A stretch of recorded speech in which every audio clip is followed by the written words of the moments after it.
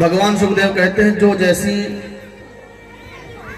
जो जिस प्रकार का कर्म करता है उसे उस प्रकार के नरक में जाना पड़ता है।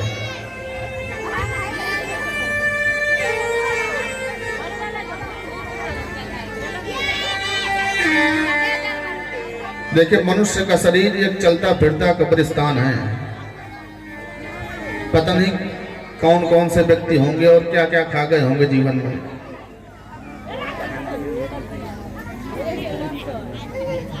इसलिए हिंसा को छोड़ो और वेद के विरुद्ध आचरण करेंगे तो फल भुगतना पड़ेगा। क्योंकि कर्मणा कर्मणिर्हारो नहात्यंतिक इष्यते। नरक से मुक्ति करने के लिए हमें प्रयासित करना चाहिए। क्या है? बोले भगवान का कीर्तन करो, भगवान का नाम जाप करो, तो भजन करो कि नरक में ना जाने पड़ो। नरक में हमको क्या किसी को ना जाना पड़े।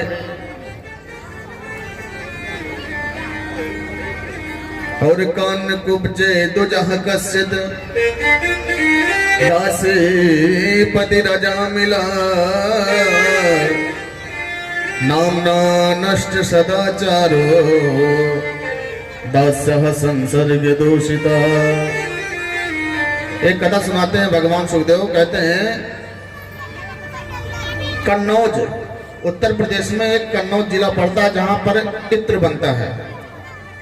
कन्नौज सुना है ना, यूपी में है, लखनऊ के आसपास कहीं है, वहां पर इत्र बनता है। वहीं पर एक कानकुब्ज ब्राह्मण थे, नाम था अजामिल। बड़े अच्छे पंडित जी थे। माता पिता पत्नी बच्चों के साथ रहते थे। एक दिन जंगल में समझा लेने गया तो किसी वैश्या को गमन करते हुए देख लिया। और वैश्या को देखा तो पंडित जी मोहित हो गए वैश्या पर। इनको अपने घर ले आए, बोले आप हमारे घर चलो। और इनको इतना चाहने लगे पंडित जी कि अपनी पत्नी बच्चे सबका परित्याग कर दिया, माँ बाप सबको छोड़ दिया उस वैश्य गणिका के चक्कर में। अब जो 2-4 माला जपते थे तो गणिका सुबह से कहती क्या माला वाला जपते हो, जाकर धन कमा कर लाओ। तो धन कहाँ से कमाएंगे जब पूजा पाठ नहीं करेंगे। तो धीरे धीरे पंडित अजामिल से फिर डाकू अजामिल हो गया। जो पंडित अजामिल थे वह डाकू अजामिल हो गए।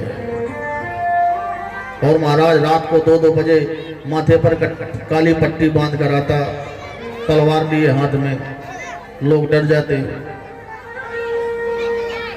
बड़ा दुर्दांत व्यक्ति हो गया।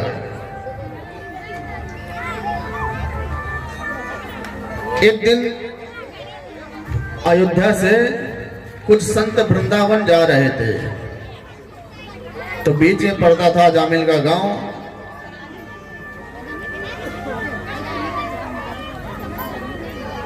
सोचा रात हो गई है तो यहीं कहीं रुक लेते हैं किसी भक्त के यहाँ।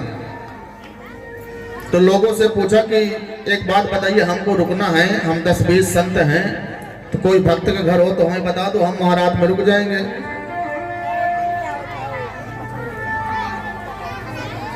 एक गांव के बाहर मिल गया, गांव के बाहर खड़ा था, नालायक था कोई।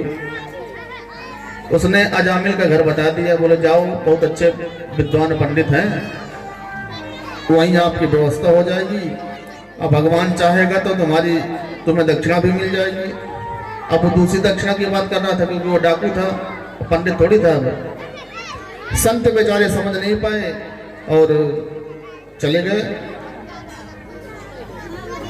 सीताराम सीताराम किया तो महाराज घर में कोई नहीं था, वही गणिका थी।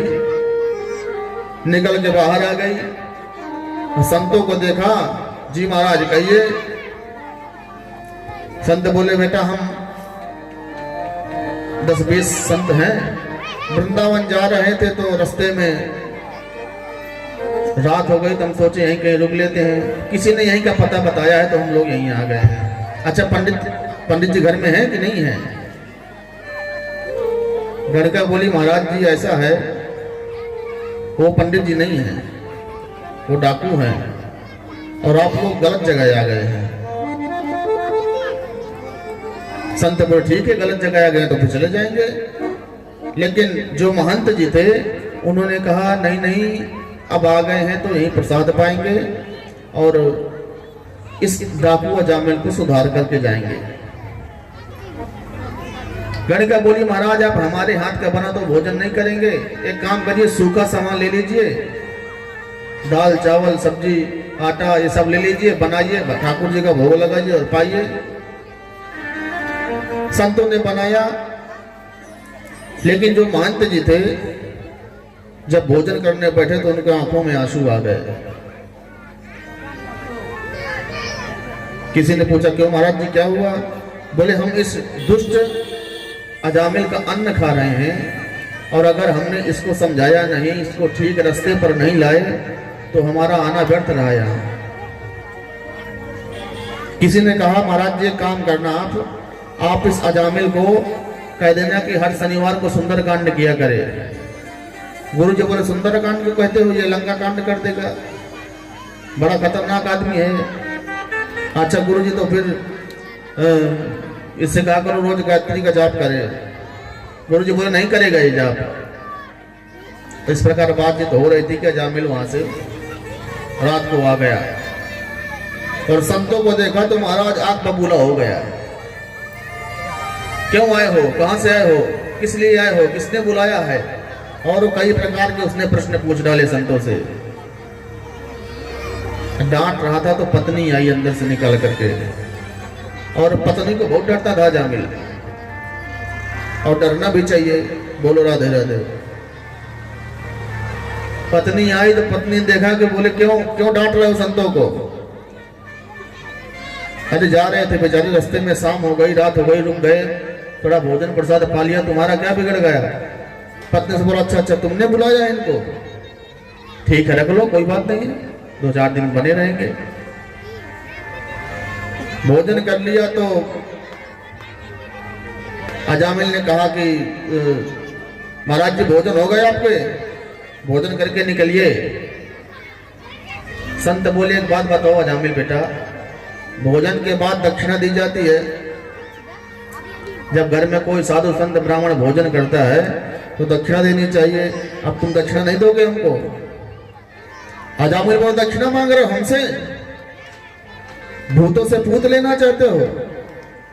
अरे महाराज ये जो चिमटा तवा चकला बेलना ये रखे हो ना, ये छुड़ाया नहीं है, ये धन्य मनाओ, ये भी छुड़ा लूंगा, भगा दूंगा यहाँ से, बड़े आए तुम दक्षिणा वाले। संत बोले हम वो दक्षिणा नहीं मांग रहे हैं पैसे वाली, हम कुछ कहना चाहते हैं, बस इसको तुम मान लो। अजामिल ने बोला हाँ मानने योग्य होगी तो मानेंगे, नहीं तो नहीं मानेंगे।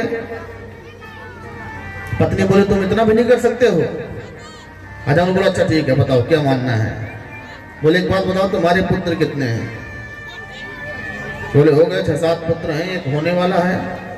तो बोले काम करना तुम अपने इस बार होने वाले पुत्र का नाम नारायण रख देना, बस यही दक्षिणा है। अजामिल बोला नारायण रख देना, ये कौन सा नाम है? ये भी कोई नाम है नारायण?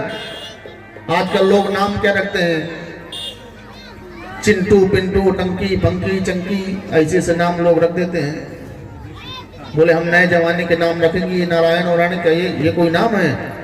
पत्नी बोली तुम एक नाम नहीं रख सकते हो नारायण का? अजामिल बोला चलो देवी तुम कहती हो तो रख ही लेंगे, फिर क्या दिक्कत है, रख लेंगे। संत वहां से बेचारे चले गए।